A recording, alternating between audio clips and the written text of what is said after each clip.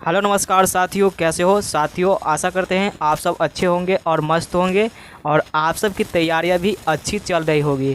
तो साथियों, आज के इस क्लास में हम आप सभी को बताने वाले हैं क्लास 12 के हिंदी 100 मार्क्स से चैप्टर 13 जिसमें है शिक्षा। इससे मैं आप सभी को सारे ऑब्जेक्टिव प्रश्न जो है कवर कराने वाले हैं। तो आप लोग इस क्लास को पूरे एंड तक देखिएगा और जितना हो सके अपने दोस्तों के साथ शेयर जरूर कीजिएगा। तो चलिए आज की इस क्लास को हम शुरू करते हैं। तो पहला प्रश्न है आप सभी का यहाँ पर, जे कृष्णमूर्ति की इनमें से कौन सी रचना है। जे कृष्णमूर्ति की इनमें से कौन सी रचना है। तो ऑप्शन है रोज, बी है बातचीत, सी है संपूर्ण क्रांति, डी है शिक्षा। तो प्यारे साथियों, यहाँ पर इस प्रश्न का सही उत्तर होगा ऑप्शन नंबर डी हो जाएगा शिक्षा, जो कि जे कृष्णमूर्ति की रचना है। चलिए अगला प्रश्न देखते हैं यहाँ पर 2 नंबर। तो प्यारे साथियों, 2 नंबर प्रश्न में है कि जे कृष्णमूर्ति का जन्म कहाँ हुआ था। जे कृष्णमूर्ति का जो जन्म हुआ था कहाँ हुआ था। तो प्यारे साथियों, जे कृष्णमूर्ति का जन्म कर्नाटक में हुआ था। यहाँ पर आपके ऑप्शन नंबर जो है डी इस प्रश्न का सही उत्तर हो जाएगा। चलिए अगला प्रश्न देखते हैं यहाँ पर 3 नंबर। तो प्यारे साथियों, 3 नंबर प्रश्न में है कि माँ की मृत्यु के समय जे कृष्णमूर्ति कितने वर्ष के थे ना। माँ की मृत्यु के समय जे कृष्णमूर्ति कितने वर्ष के थे। तो प्यारे साथियों, इस प्रश्न का सही उत्तर होगा ऑप्शन नंबर ए हो जाएगा 10 वर्ष के। माँ की मृत्यु के बाद जो है जे कृष्णमूर्ति 10 वर्ष के थे। यहाँ पर आपके ऑप्शन नंबर जो है ए इस प्रश्न का सही उत्तर हो जाएगा। चलिए अगला प्रश्न देखते हैं यहाँ पर 4 नंबर। तो प्यारे साथियों, 4 नंबर प्रश्न में है कि जे कृष्णमूर्ति की शिक्षा कृति क्या है।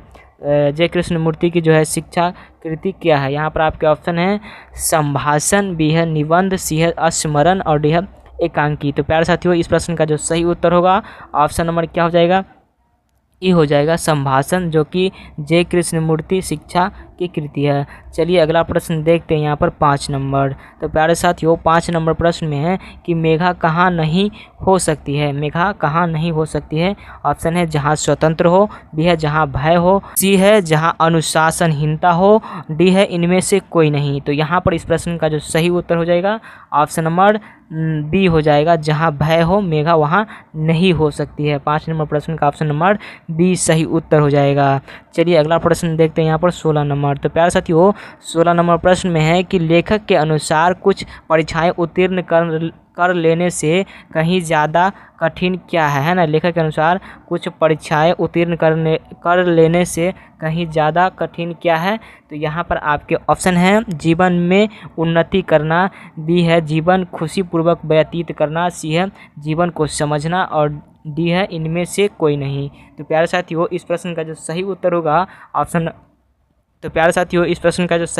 ऑप्शन नंबर सी हो जाएगा, जीवन को समझना है ना। लेखक के अनुसार कुछ परीक्षाएं उत्तीर्ण कर लेने से कहीं ज़्यादा है जीवन को समझ लेना। चलिए अगला प्रश्न देखते हैं यहाँ पर 7 नंबर। तो प्यारे साथियों, 7 नंबर प्रश्न में है कि जे कृष्णमूर्ति के अनुसार संपूर्ण विश्व किस ओर से अग्रसर है ना।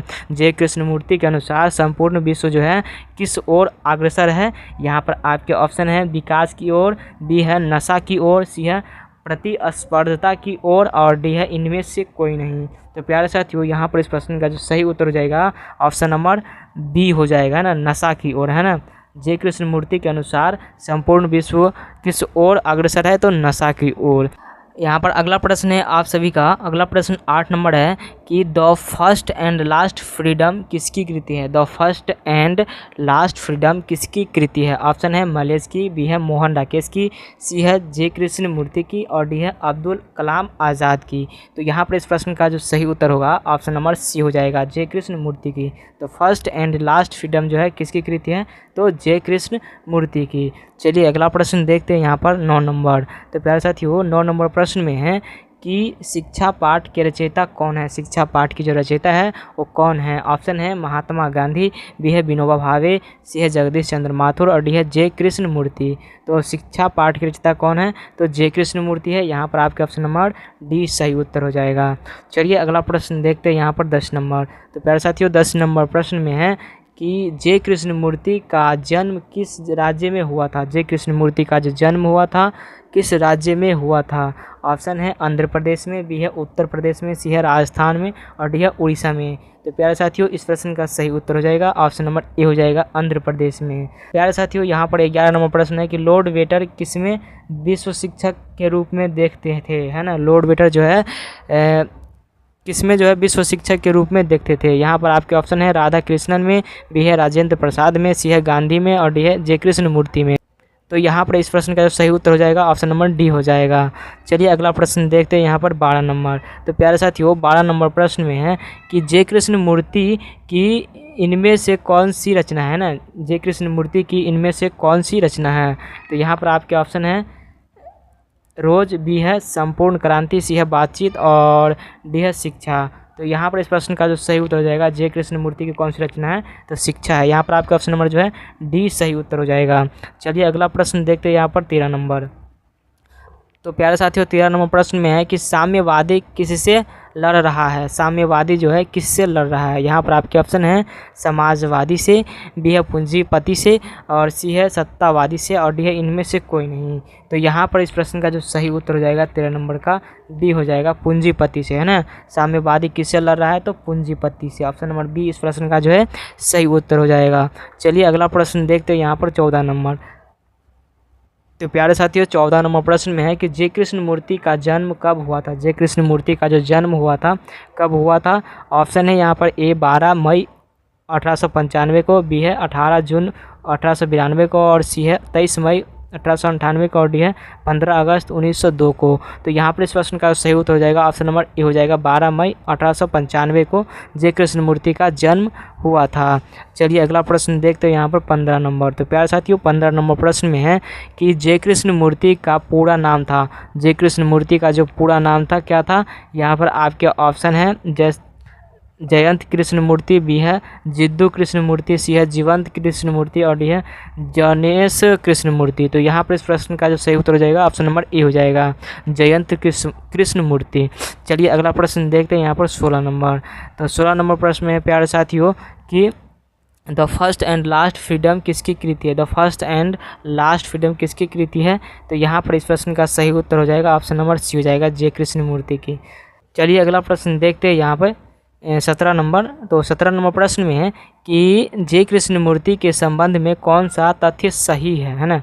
जय कृष्ण मूर्ति के संबंध में कौन सा तथ्य जो है सही है। और आपके ऑप्शन है वे प्रायः लिखते थे, बी है वे उपन्यासकार थे और सी है वे प्रसिद्ध नाटककार थे और डी है वे प्रायः बोलते थे और संभाषण करते थे।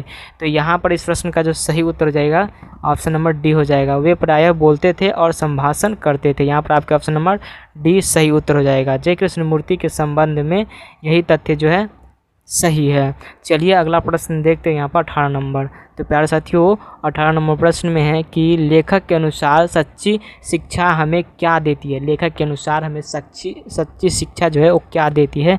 ऑप्शन है रोजगार, बी है प्रसिद्धि और सी है व्यापकता और डी है इनमें से कोई नहीं।